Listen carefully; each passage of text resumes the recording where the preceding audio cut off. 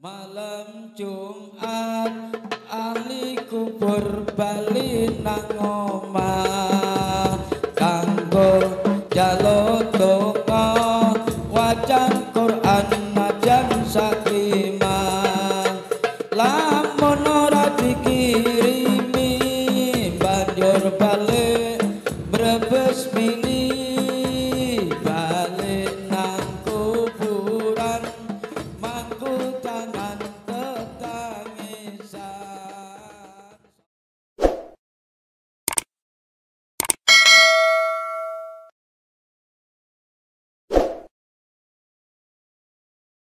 Assalamualaikum warahmatullahi wabarakatuh. Bismillahirrahmanirrahim. Qala mu'alif rahimakumullahu ta'ala wa nafa'na bihi wa bi ulumihi fid dharaini amin ya rabbal alamin. Al-Fatihah. A'udzu billahi minasyaitonir rajim. Bismillahirrahmanirrahim.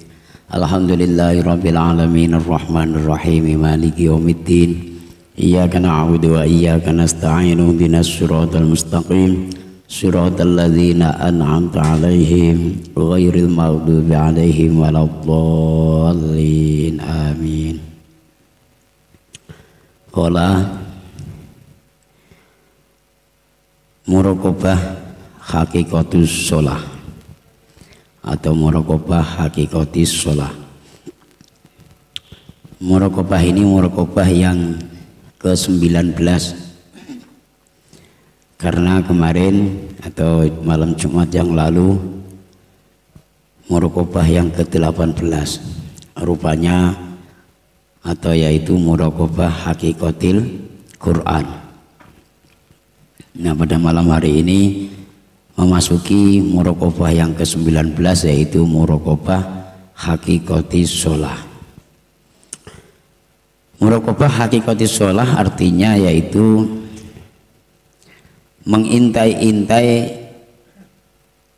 atas anugerahnya Allah Subhanahu wa taala yang telah mewajibkan kepada hambanya untuk menjalankan hakikatnya sholat,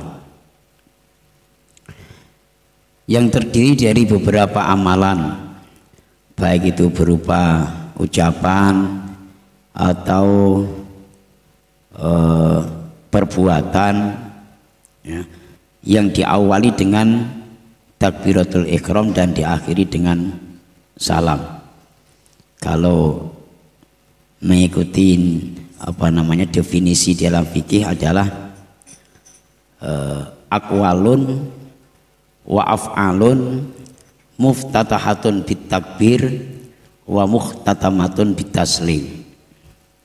Salat itu secara syariatnya adalah sesuatu ucapan dan perbuatan ya, yang diawali dengan takbiratul ihram dan diakhiri dengan salam.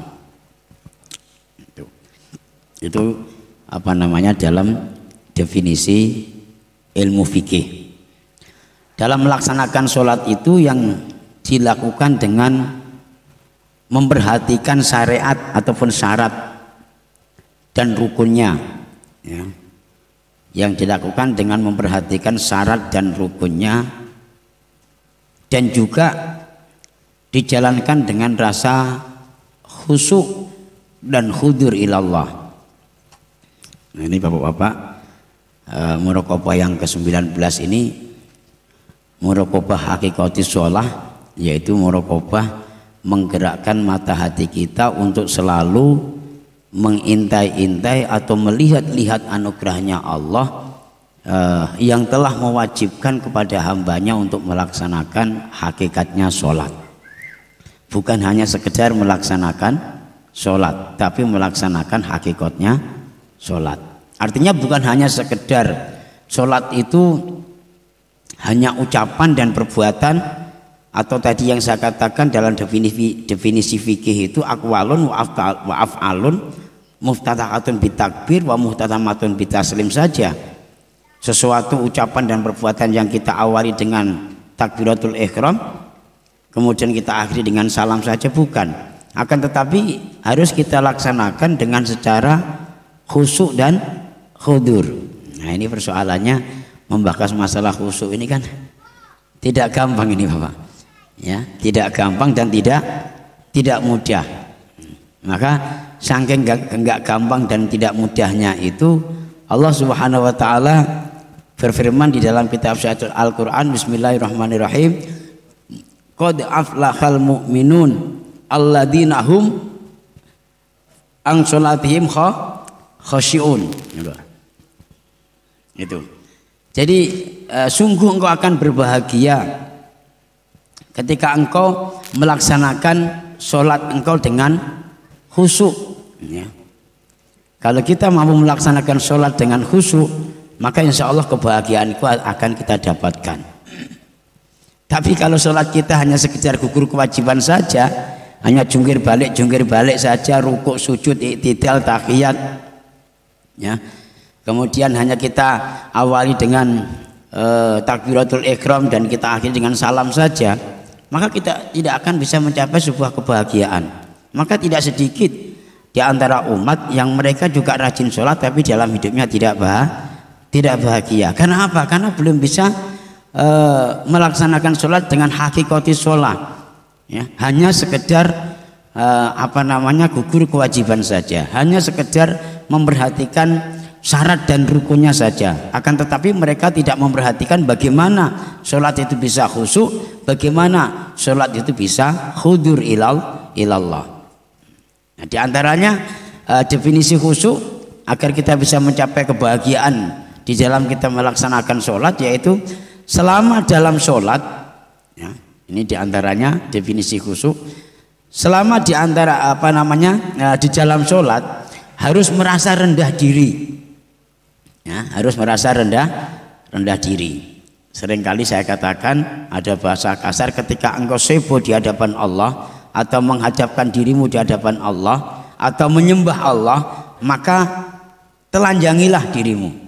Nah, artinya telanjangilah dirimu itu jangan merasa bahwa dirimu punya pangkat, punya jabatan, jangan merasa dirimu punya harta, punya benda, jangan merasa dirimu punya pekerjaan dan lain sebagainya. Pokoknya itu hilangkan semua. Gampang apa gampang, Pak? Gampang apa gampang kira-kira? Gak ada pilihan ini. Gak ada pilihan ini, Pak. Bagaimana kita mau gak ingat dalam waktu sholat dengan kerjaan kita, Pak, ya, dengan ekonomi kita, itu sangat sulit kita hilangkan. Sementara di antara salah satu definisi daripada khusyuk itu adalah selama dalam melaksanakan sholat harus merasa kita rendah, ya, merasa diri kita rendah atau rendah diri di hadapan Allah Subhanahu wa taala. Kita tidak merasa bisa, kita tidak merasa punya apa-apa, kita tidak merasa memiliki apa-apa dan seterusnya. Nah, kemudian berusaha untuk mendahulukan hati kita menunduk di hadapan Allah Subhanahu wa taala. Maka rata-rata orang sholat mesti menunduk, nggak ada sholat yang cengengean ataupun dangak ke atas, tidak ada, Pak.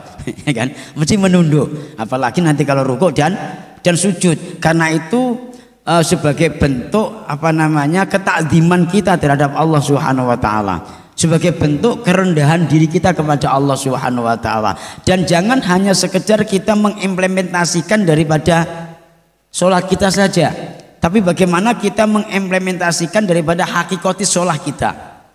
Kenapa Allah mengajarkan kita ruku? Kenapa Allah menyuruh kita sujud? Ya, di situ diajarkan agar kita rendah hati, agar kita mampu merendahkan diri kita kepada Allah Subhanahu wa taala, menggerakkan hati kita mempunyai sebuah rasa yang tidak bisa apa-apa, yang tidak punya apa-apa, tidak punya kekuatan apa-apa, merasa bahwa diri kita adalah makhluk yang lemah atau makhluk yang dhaif, makhluk yang apes bahasa orang Jawa, makhluk yang serba nakis, ya, serba kurang, gak ada cukup-cukupnya, dikasih duit banyak ya kurang terus, dikasih gaji banyak ya kurang terus. Nah, itu merasa diri kita seperti itu. Itu yang akan mampu menuntun hati kita untuk bisa khudur ilallah, Dengan rasa kita rendah hati, dengan rasa kita rendah diri, ya, merasa tidak bisa apa-apa, tidak punya apa-apa, merasa kita dhaif, merasa kita lemah, merasa kita nakis dan seterusnya, itu justru akan mampu menghantarkan jiwa kita untuk bisa khusyuk, untuk bisa khudur ilallah, bisa hadir di hadapan Allah Subhanahu wa taala. Tapi kalau di dalam kita melaksanakan sholat masih hati kita masih terbayang-bayang dan teringat dengan kerjaan kita, dengan jabatan kita, dengan pangkat kita, ya, kita merasa sholat di tengah-tengah masjid yang bagus, kita merasa sholat di tengah-tengah rumah yang indah misalnya kan, ini menunjukkan bahwa kita tidak bisa khudur ilallah, tapi hanya mampu hadir di dalam pandangan mata kita apa yang ada di sekeliling kita. Sehingga dengan kita tidak mampu melaksanakan hakikati sholat, maka gerakan hidup kita atau perjalanan kehidupan kita dalam keseharian kita ini tidak mampu mengambil makna daripada sholat yang kita kerjakan, ya. Sikap dan tingkah laku kita ini tidak menunjukkan daripada ajaran-ajaran ataupun tuntunan-tuntunan daripada hakikati sholat kita. Sholat mengajarkan bahwa kita suruh merunduk, suruh kita rendah hati, menghargai yang lain, menghormati yang lain. Bahkan di dalam tuntunan tarekat itu, ketika kita berada di mahal ihdor, ya, tempat untuk bisa menghadirkan kita kepada Allah Subhanahu wa taala, itu agar kita punya rasa bahwa diri kita tidak bisa apa-apa, tidak punya apa-apa, dan rendahkan dirimu serendah-rendahnya, merasa bahwa dirimu berada di bawah telapak kaki orang lain, walaupun toh dalam kacamata dohir itu orang lain itu lebih lebih miskin daripada kita, lebih bodoh daripada kita, lebih hina daripada kita, walaupun toh demikian, tapi kita dituntun untuk agar bagaimana di dalam hati kita merasa bahwa diri kita tidak bisa apa-apa, tidak punya apa-apa, tidak kuat apa-apa, merasa bahwa diri kita adalah lemah, dhaif, ya, dan selalu tamak, selalu rakus, dan tidak ada puas-puasnya dengan dunia ini, Pak. Pertanyaannya lagi, gampang apa gampang? Insya Allah gampang kalau kita mau menjalankan atau mau berikhtiar, Pak. Tapi kalau kita tidak ikhtiar juga susah. Makanya juga akhir-akhir zaman bisa kita lihat dengan kedua mata kita yang memang sholatnya tidak pernah ketinggalan, 5 waktu nggak pernah ketinggalan, sholat sunatnya juga tidak ketinggalan, ya. Bahkan di pagi hari duha bertahun-tahun dijalankan, di malam hari tahajud, hajat sama sekali tidak bisa ditinggalkan. Tapi ternyata akhlaknya, perilakunya dalam kesehariannya itu tidak membentuk daripada sholatnya. Masa 10 tahun 15 tahun sholat terus kok sombongnya minta ampun, ya kan? Baru punya gaji 7 juta gitu aja kayak macam yang lain kecil semua, ya Pak ya. Baru bisa naik agi aja kok macam hebat aja. Nggak sadar begitu keluar di sana ada Alphard. Betul nggak Pak? Ketika di Persero ini mesti kita bisa kepala karena sekeliling kita nggak ada yang punya Agia. Padahal harganya murah, masih ada yang lebih mahal lagi. Ini kadang petentang-petenteng, sholatnya terus, ya, akhlaknya tidak membentuk daripada sholatnya. Sama tetangga nggak akur, sama kawan nggak rukun, sama satu jamaah saling sikut-sikutan, satu organisasi saling senggol-senggolan, ya kan? Merasa dirinya yang paling hebat, merasa dirinya yang paling wow. Padahal mereka itu juga sholat terus. Artinya hakikati sholat yang ada di dalam diri orang itu belum ada atau bahkan tidak ada. Maka kalau kita berusaha untuk perlahan-lahan sedikit demi sedikit membuka mata hati kita dengan melihat hakikati sholat yang kita kerjakan dalam keseharian kita, maka insya Allah itu akan mampu membuka jiwa dan raga kita untuk selalu khudur kepada Allah Subhanahu wa taala, untuk bisa tawajuh terhadap Allah Subhanahu wa taala. Modal kita untuk bisa takarub ilallah, modal kita untuk bisa tawajuh kepada Allah, modal kita untuk bisa hadir di hadapan Allah Subhanahu wa taala itu tidak neko-neko. Ya, tidak harus orang kaya, tidak harus orang yang jabatannya tinggi, tidak harus orang yang alim, tidak. Ya, tapi modalnya adalah bagaimana kita bisa tawadhu terhadap Allah Subhanahu wa taala. Jangan kau banggakan harta bendamu, jangan kau banggakan pangkat dan jabatanmu, jangan kau banggakan duit-duitmu. Walaupun toh kalau tidak ada duit juga gulung komeng, ya kan? Tahu gulung komeng enggak, Pak? Kelabakan, betul enggak, Pak? Enggak ada duit kelabakan, tapi begitu ada duit membuat kita sombong di hadapan manusia, sombong di hadapan Allah Subhanahu wa taala. Karena itu muraqabah hakikatus shalah itu terlalu diajarkan bagi salikin atau orang-orang yang mengambah ke jalan Allah Subhanahu wa taala, agar ini bisa mendorong untuk bisa kita muqarabah atau dekat kepada Allah Subhanahu wa taala. Maka dibiasakan dalam diri kita, dalam hati kita, untuk selalu membuka mata hati kita, menggerakkan mata hati kita, melihat-lihat, mengintai-intai atas anugerahnya Allah Subhanahu wa taala yang diberikan kepada hambanya untuk diwajibkan melaksanakan hakikatis shalah. Ada dasarnya dalam Al-Qur'an bahwa Allah berfirman, inna sholata kanat alal mu'minina kitaban mauquta. Sungguh sholat itu diwajibkan kepada orang-orang yang beriman, ya, diwajibkan kepada orang-orang yang beriman tentang waktunya, ya. Ada duhur, ada asar, kalau duhur jam sekian, kalau asar jam sekian, kalau maghrib jam sekian. Ya, itu sudah ditentukan oleh Allah Subhanahu wa taala. Maka minimal 24 jam dalam sehari semalam itu 5 waktu yang diwajibkan oleh Allah Subhanahu wa taala. Juga minimal hati kita untuk bisa membuka, melihat-lihat atas anugerahnya Allah Subhanahu wa taala tentang hakikatis shalah. Bapak-bapak jamaah yang dirahmati Allah Subhanahu wa taala, muraqabah hampir saja selesai. Tinggal satu pembahasan lagi. Saya tidak tahu di antara bapak-bapak itu ada yang sudah mampu mempraktekkan atau mengamalkan atau menjalankan muraqabah ini atau tidak, wallahu alam, ya kan? Yang jelas satu persatu sudah saya terangkan, sudah saya jelaskan. Kalau kita pengen dekat dengan Allah, keinginan kita pengen dipenuhi oleh Allah, doa kita pengen diijabah oleh Allah, maka berusahalah agar kita bisa dekat dengan Allah. Kalau kita bisa dekat dengan Allah, maka insya Allah permintaan kita akan dikabulkan oleh Allah. Di antara syarat untuk kita bisa dekat dengan Allah, maka dengan cara muraqabah. Ya, kemarin diterangkan jauh-jauh hari ada 3 hal untuk kita bisa dekat dengan Allah. Di antaranya itu muraqabah. Maka perlahan-lahan kita bersama-sama berusaha, ya, dalam kehidupan kita sehari-hari bagaimana satu persatu muraqabah ini bisa kita kerjakan, bisa kita amalkan dalam keseharian kita.